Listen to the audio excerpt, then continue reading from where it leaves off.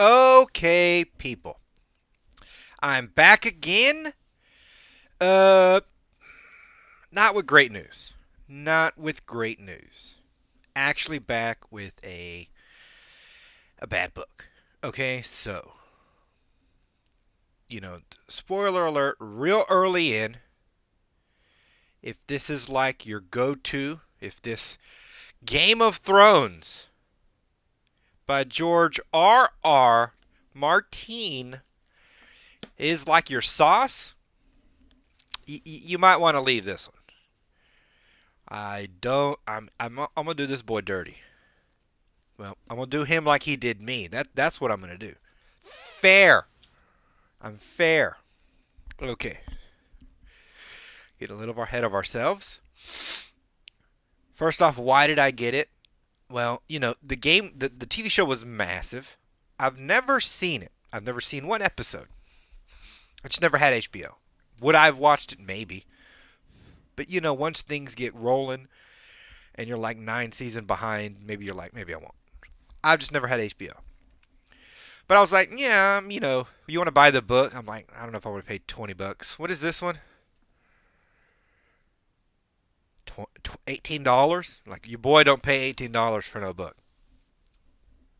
It's not how he rolls yet, right? So I found this one and three more in the series. I guess it goes up to six. I don't know the number. It's, what is it? Clash of Kings, Storm of Swords, Feast of Crows. These are the ones I have. For like $1 each at a Goodwill. Right? It's like half the series. I'm taking that. I'm taking it.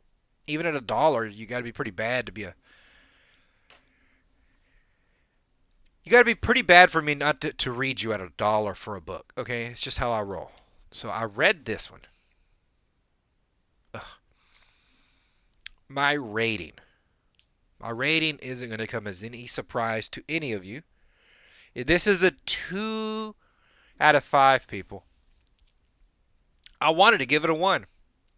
I wanted to give it a 1. I wanted to say, it should just be burnt. But it is a story, right? There is a narrative. So, it's not complete rubbish. It's just if you're a reader, right? Okay. If you're a reader like us, like for the real deal, skip this bad boy. Don't worry about it. Don't worry about it. Maybe go see the TV show. Maybe the show's better. Whatever. It at least would take you less time. Okay. Don't worry about this book if you're a reader. Okay. Not to be insulting. It's just the way it is. If you're a casual, again, I don't mean to be an insulting when I say that. Some people are casual sports fans. I'm a casual foodie. If you give me a nice steak, it's wasted on me because I don't really care. Hamburger meat might as well be the same to me, right? I'm a casual foodie. You might be a casual reader. You need to know this about yourself. If you're a casual reader, this is fine for you. This you'll be okay with this. You'll probably actually like it. Okay? If you're not going to sit down and listen to, 23 hours on a King of Spain, right? It's your book. If you're a casual. But if you're not, if you're a reader, I'd skip it. It doesn't do you good. Now let's sort of get into why. I'm not really going to cover the story because I don't really care. Okay. I'm going to start with style. Okay? He does a chapter a character, right? So one's Eddard, Lord Eddard. One's Caitlin, his wife. One will be Sansa. On and on we go. Now, there's no real rhyme or reason to it, it seems. To me. They don't build to a kind of a thing in any kind of way. Right? But in the story, These are sword and shield kind of guys, right? But he's making a big point to show a crassness to them. They'll get rapey, they'll slap women, people say shut up, this kind of thing, right? It's very crass. And I think some of the point is that it's incongruent with that type, right? Where I would say in real history, people who use swords and shields act in such and such way, right? Now, it's not about how they particularly acted. That's real history. This isn't real history. What you have to look at is why they were acting the way they were acting. And then I will then look at your why in your book. What do I mean? What do we say? The 16th century? The 11th century? The guys in England, let's say, sword and shield guys, when the Saxons were invading and there's Vikings and this and that. Why, when your king called to you, did you come? Why did you fight? You fought because if you didn't, it's just you and your family versus like 35 Vikings. And they're going to take your wife and kids and probably kill you. Right? So your options are you Suckville or fight with a bunch of other dudes and maybe kick all the Vikings off. And then you don't have to worry about being pillaged while you sleep. Unpleasant. Pillaging while one sleeps is unpleasant. Okay? So, you get these chunk of men, and that's why they fought.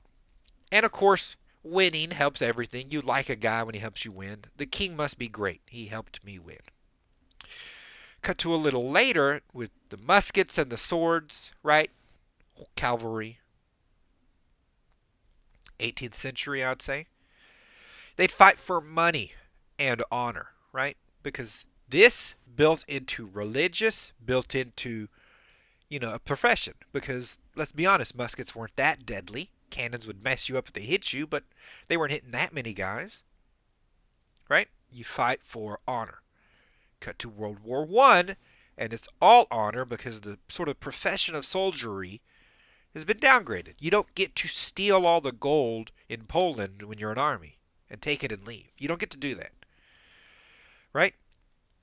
So, it's more honorable. You're very nation-orientated, pride in your nation. But it's not a profession like it was. Well, you meet all that honor with a Gatling gun, and you're losing 100,000 people, right? It was bloody and vicious and horrible. Cut to our army now, which I would say are as in America. We are the top army, and we're a volunteer army, and they get paid. You can have a profession in and of itself, but the profession's, like I said, interior. It's not exterior. You're not going to be a general, liberate the Philippines, and leave with $2 million. That's what Napoleon type stuff would do, right? They'd go to a spot and leave with money. It varies. It changes. And the roots of these changes spring up from somewhere, end up somewhere, and affect things, right? Our army acts the way it does because of the armies before it, right? There's this lineage, this tier. Okay? Hold on. Sorry about that. I don't like to do too many edits, but I kind of had to. Blow ye old nose. Ew, y'all didn't need to know, but I told you. Where was I? Right. There's a reason your army acts the way it does, right? Now, that's real life, what I just said. That's actual. And I could see you pulling from some of these elements for a story. But you're like, I'm not going to pull from those. I'm going to do my own thing. I'm like, fine.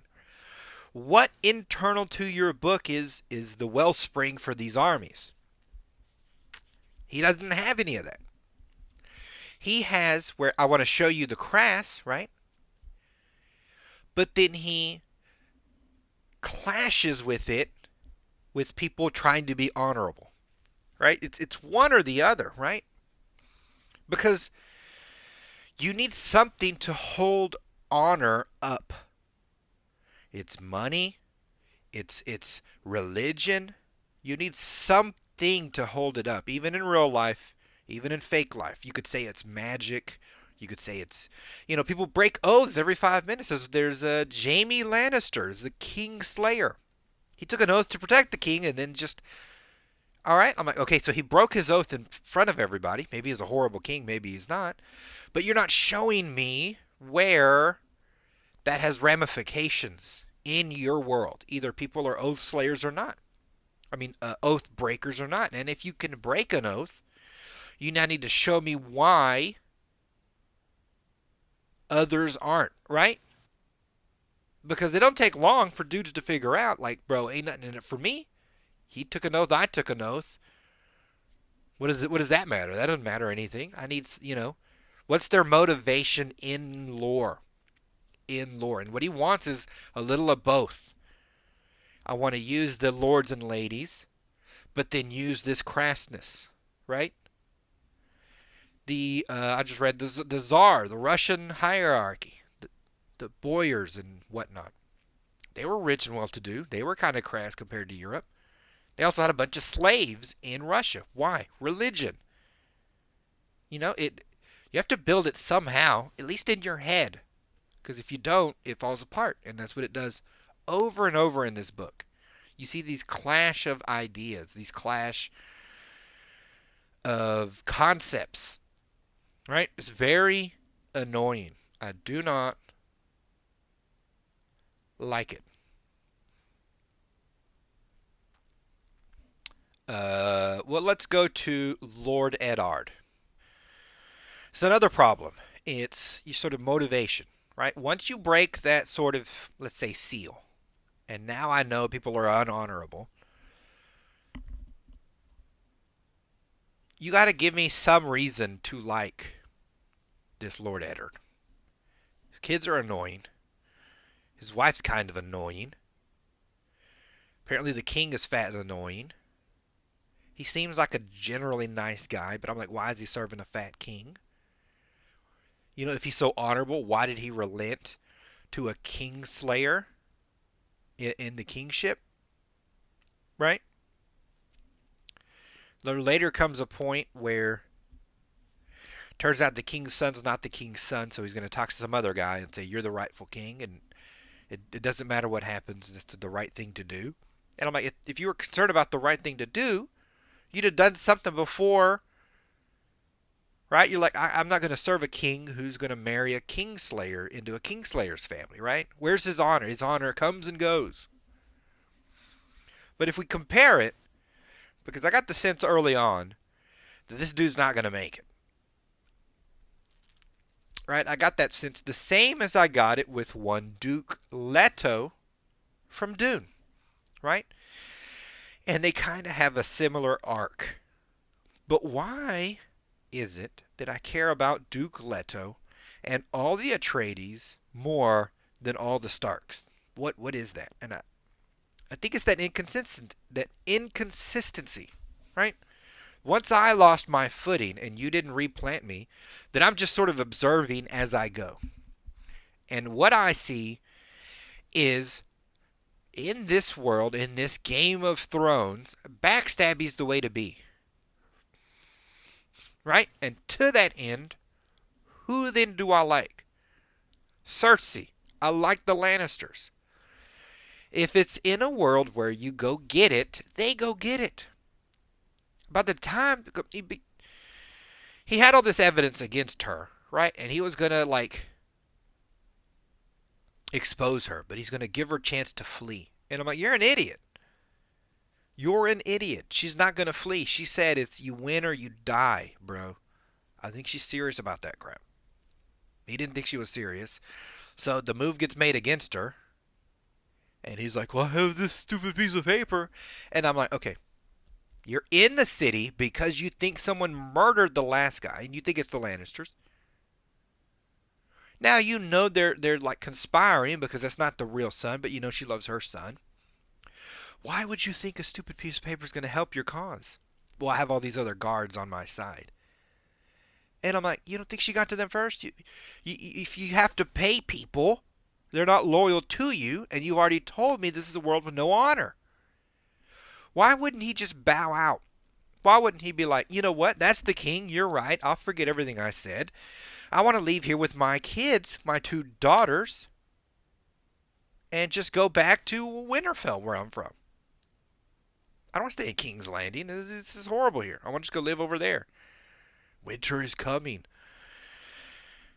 He doesn't. He's an idiot. Half honor 1 second, not honor another. And in an unhonorable world, a man with honor is just going to die. That's not how you play the game, bro. It's stupid. So you're an idiot. Right? Duke Leto knew he was in a dirty world. He had poison sniffers. He had spies. He had propagandists. He had the whole 9 yards, right? He was playing the game. He just got upended by a chip he didn't see coming. There's nothing wrong with winning and losing.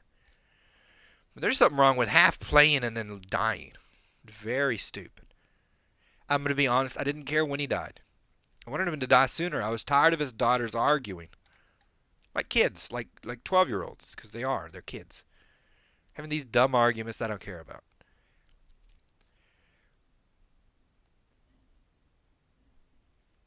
I don't even know why he brought his daughters to King's Landing. That was stupid. You just leave them in a spot. They come when they're grown. I don't care if he does have to marry the king. Well, they got to come to learn how court works. They don't need to learn that crap. You yourself said it's deadly. Leave them at home, bro. He doesn't. It's stupid. It's so annoying. But I really don't care when he dies. I almost tear up when Duke Leto dies. The man just never played the game. But Cersei did. Let me talk about lore. I don't like how he does it. Now, this comes in a lot of different books, and it happens here too. We don't start where we should have started. If we had started with Lord Eddard and his boy, the future king, when they were young men, right, in their prime, when a lot of these actions, when their motivations were established, if we'd have started with them trying to take over the Mad King, right, and I see the war, then some of this wouldn't need to be explained as we go. I'd be right in the pocket for a lot of this. I'd see them as older men. Instead, he shows me a man. Then, in a not smooth way, he fills in backstory, right? What do I mean? One guy gets kicked out of the Royal Guard, the White Guard, or whatever the crap guards the king, the new King Joffrey. Doesn't like him. Kick him out. And he's like, I've put my vows to this. This is all I know. I had a girl I loved 40 years ago, and she married my cousin, and I lost all my lands, and I don't have anywhere else to go, and this is all I know. Why are you doing this to me? And I'm like, no one would say that in that moment. You don't cry like that. You would say this is unjust. In your mind, you remember the girl. In your mind, this and that. And even at that, if you were that honorable, you would forget about her too, right? If you're honorable, I serve however the king wants. If he wants me to go, I go. Instead, he took it all sour, which is natural, but unnatural for in lore, right? And even in lore, let's say in lore, he's honorable, but still has these inclinations, right? He still remembers the girl he left when he was young, and the lands he forsook, and blah, blah, blah. You don't stand up in front of everyone and give a big monologue about it. You simmer on that crap. Some of that stuff plays in your head. You take it how you're going to take it in the moment, and then later you rant about, I gave up all this for this idiot. You don't say it in front of everybody. That's how they do. They have these long paragraphs where people in lore are just blabbing about history. I mean, people don't just blab about history. Believe me, when I do, people get sleepy. Like, hey, bro at the grocery store, don't you want to hear me talk for 9 hours about Lyndon Johnson? No? No, you do not? Oh, I thought you did.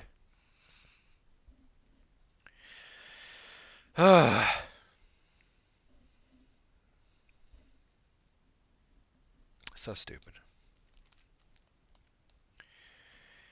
He wants to make a big deal. Hold on. Hold on again. Sorry. All right. Sorry about that. My nose. It's the nose. Follow the nose. All right, I'm going to go through some of the characters. And again, more annoyances. Queen Cersei, my second favorite character in the book. The only one playing the game. Right? She's cutthroat. She's vicious. I like her. He tries to make a deal where like she's sleeping with her brother. But I'm like, the shock value goes away very quickly for me. If that's how they do it in lore, that's how they do it in lore. It is what it is. I don't care. But what doesn't make sense, a few parts. One, your king, your son is the king in waiting, right? It's the main king's a buffoon who likes to hunt and he's fat. He thinks this is his son. You made it, right? All you got to do is wait him out or poison him. Apparently, you're fine murdering people. Poison him some way. Get him out, and now your son is the king. There's no need to sort of push the chips as hard as she pushes them. Now, I guess maybe you say this Lord Eddard is going to spill the beans because that's what he says he's going to do. Maybe that pushes her. But even that, it would have been easy to kill Lord Eddard, right? Your Jaime almost killed him. Should have just killed him. Who was going to say it was, you know, the sister's brother who did it? No one's going to say that. They'll die too. They'll be like, oh, some ruffians got him. I don't know. Right? So inconsistent. Also, once she does get in control, right? She then can't control her son, apparently. There's a war going on. Wars cost money. Even if you don't care about the soldiers, they cost cheddar. And the Lannisters, even if you have a lot, you want to use it wisely. You use it to keep the control of the guard in the city, and on we go. The son wants the Lord Eddard head chopped off, and that's what he gets. Right? But I'm like, why would she, who's sharp, let him get his head chopped off when you could use him as a pawn to end the war? Because they're all worried about some other guy, the Stannis, the brother of the king. They're all worried about him more. Why wouldn't you use the father and the kids to end the war as bargaining chips? They did it in real life. Again, just put that aside. In lore, she's smart and conniving. Yes, the son is the king, but it doesn't mean she runs that kid, right? He's 12. He's going to do what mom says. And that's a normal mom. This is a cutthroat mom, right? Makes no sense. Caitlyn, Lord Eddard's dumb wife. Again, he wants his cake and he wants to eat it too. In the 1 second, she's like every damsel in the 18th century. She's hysterical. She's crying because stupid Bran almost died. She's a woman, like they say. The next second, she's riding with the army and giving like sage advice on the sly to her son, trying to bolster him up. I'm like, you know all the tactics now? You know all this and you know all that? The next second, she says, I don't know tactics, I'm a woman. But which is it? Are women headstrong? Or are they waifs? Because if she's a waif enough that she can't handle her Bran dying, how's she going to be okay with Robb dying in a war, right? She'd have to mosey on over to Winterfell and stay there. And then in another note, there's some kind of attack. Somebody tries to slit Bran's throat while he's in a coma or whatever. She fights him off. I mean, that's natural. But then she's like, I got to tell your dad. But I can't tell him in a letter. We don't have any kind of code letters because we live in a world where people are backstabbing. Why would we think to make code words? Even in family that only us know. I have to go all the way to King's Landing. So that's what she does. She trounces all the way down, talks to him, then trounces all the way back, gets caught in a war. Doesn't make sense. It just doesn't. These people don't act right in any kind of facet. Drago and Daenerys. I liked Drago.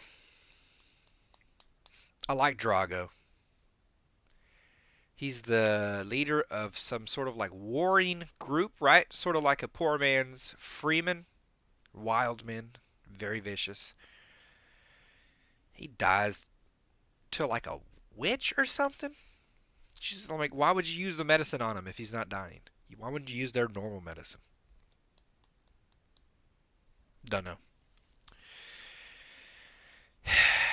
And then Daenerys, again, with no build-up, she gets some signs from dreams or something that she needs to birth these dragon eggs into real dragons, even though we haven't seen dragons for 1,000 years.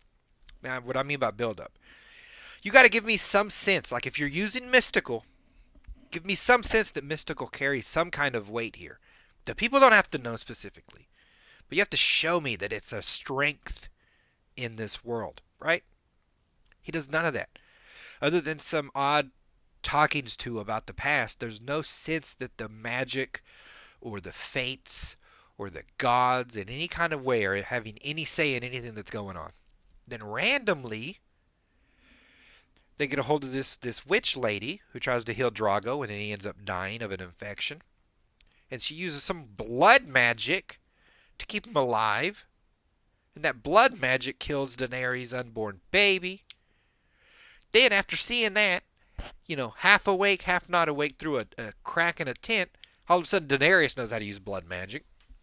And so she kills the witch and burns Drago, and then that brings up these rocks from eggs, from rocks to actual dragons. Somehow the fire doesn't touch her. And I'm like, well, that escalated quickly. From nowhere to a bunch. I guess he just wanted her to have dragons. I don't know. Because that's not explained. It just plops out of the blue. I see it coming. Right? She keeps like, when they do in the movie, they're like, look at this thing. Hey, what do you think about that? I don't know. Right? They do this with them dragon eggs. So I'm like, I get it. They're going to be dragons. I get it. Now explain it to me. I'm not going to explain it. It's just kind of a thing. I'm like, okay.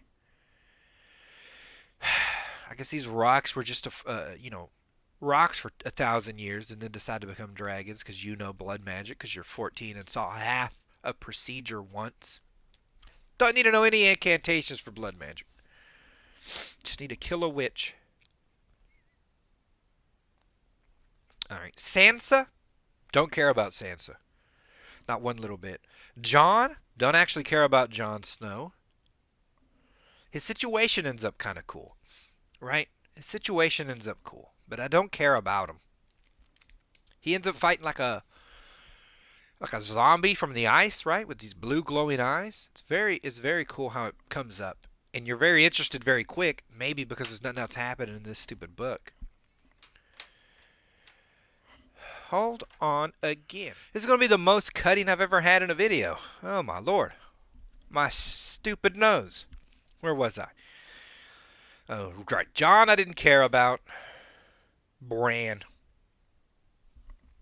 I don't care. I don't care that he climbed. I knew once you talk about him climbing, I knew he was going to fall somehow. And he did. And it was stupid. I don't care about any of his time in the castle by himself. He does nothing that interests me. Arya? Is that how you say it? She was interesting. But she doesn't offer anything to the overall narrative of the book, right? She's an annoying little sister, but it's not like she inspires Jon at some point. She didn't make her father act in any kind of a way. There's nothing... If she weren't in the book, if you took out all of her chapters, you could still move along and not have missed any story. Right? They'd occasionally say, talk to your sister. But you'd just be like, I guess Sansa has a sister. I don't care. She doesn't bring anything to the story at all. It's kind of sad. Tyrion. Tyrion is my favorite character in this book. And it's not even close. Well, Tyrion, Cersei, and then I don't care about anyone else, almost. A lot of lords were named Lord of this. I don't care. And it's like, you don't care because you don't like the book. I'm like, no, I don't care because they don't offer anything to the story of this book right now. They're not pushing anything in any way. They're just useful elements for a battle he wants to give, right? Because you say Lord of this and that, but that doesn't mean anything in this story. Lords don't mean anything. Kings don't mean anything. So why do I care about your king or your lord or this or that? I don't. I'm cared about individuals and actions because that's what means something in the story. In lore, mind you, in lore. People breaking oaths, so I don't care if he says I'm your banner man and this and that. It doesn't matter. It doesn't matter. So in that, Tyrion. Oh, he's got the best writing around him for some reason, and I don't know why yet. I haven't gone through them all. Gollum, uh, Sherlock Holmes, Tyrion. Some characters, for whatever reason, just leap off the page instantly. You see them in your head. The way they act is just perfect. And I put Tyrion in with those, right? With these characters that are just, I don't know why they're so dynamic. I don't know what it is. I don't know what magic happened that let these people, these characters, seem so real. But Tyrion feels very real. He's a dwarf, a little person in this world with all these swords, so you're like, it's already captivating.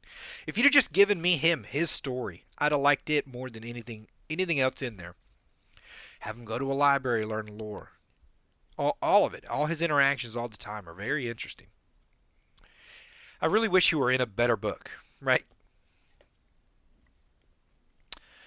Last I'm going to cover is the direwolves' magic and sort of mysticism. Like I was saying earlier, there's no momentum in this book. There's no momentum in this book whatsoever.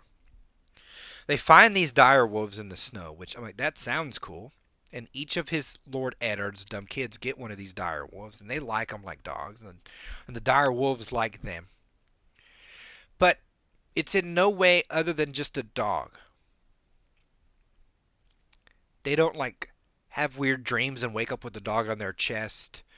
The dogs don't miraculously escape from their chains. They're constantly chained. One of them gets killed for no random reason. I guess this is that means something about Sansa being like a traitor. Don't care. I really don't care. The way it was presented, it should have built to more. But it doesn't build to more. They're just conveniently there to help them a couple of times. They're not like spirit animals. They're not. There's no. It could have been so much more, and it's none of it. They're just dogs that help them fight. Nothing even about the coloring, right? Like you could use the color to mean this and that or this. Doesn't use any of that. There's some fighting that happens. Again, that's about it, right?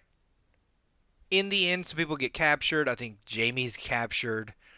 Sansa's captured. Arya's running amok doing something with her little needle. But I don't care. I hope Cersei kills all of them and just rules because the kingdom would be better off. Who cares about this dumb honor? Oh, it's so stupid. Alright, I'm going to start the ads now. Again, I'm sorry for all the interruptions. It's my nose. It's having issues. If you like this book, I don't even know why. I don't know why anyone would like this book. Skip it. Skip it at all costs. Even if you're desperate for, sword and sandal kind of thing. Oddly, if you could wrap your head around this, if you grabbed every story element in this, right? And then just changed it to space, this would have been a much better book. Right?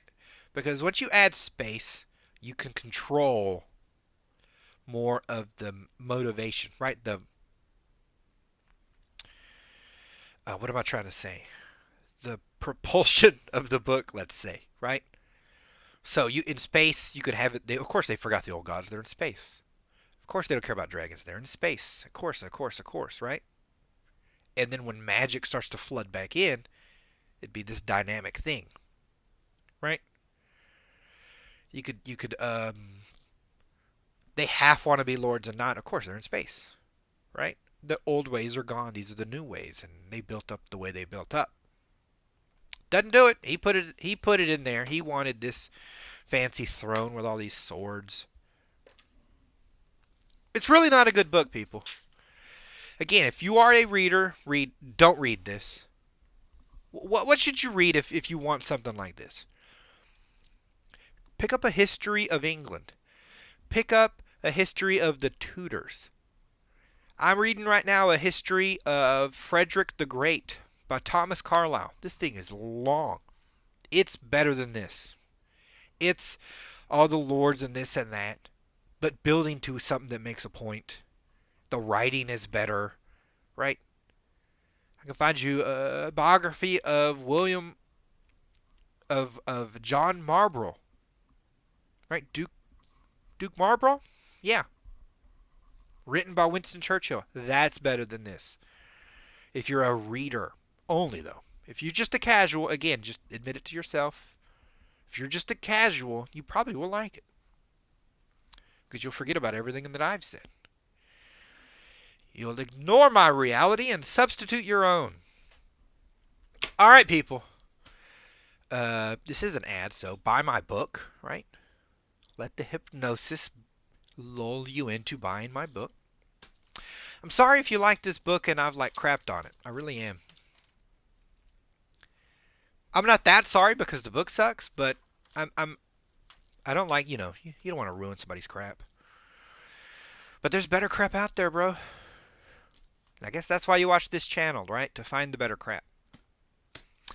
And maybe I'll get to it one book at a time or not. I'm definitely doing Lord of the Rings at some point, so read that instead of this.